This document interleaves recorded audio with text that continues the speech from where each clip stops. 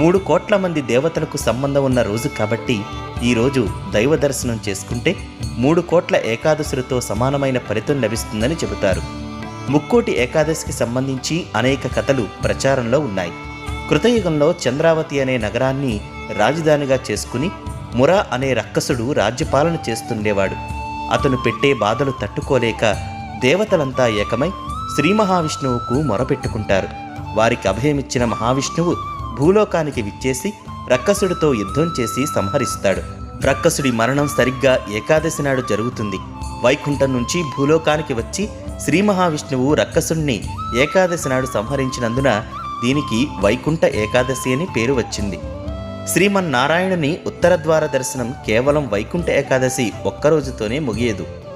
ఏకాదశికి ముందు 10 రోజులు, ఏకాదశికి తర్వాత 10 రోజులు ముక్కోటి ఏకాదశి సందర్భంగా ఘనంగా పండుగ మహోత్సవాలు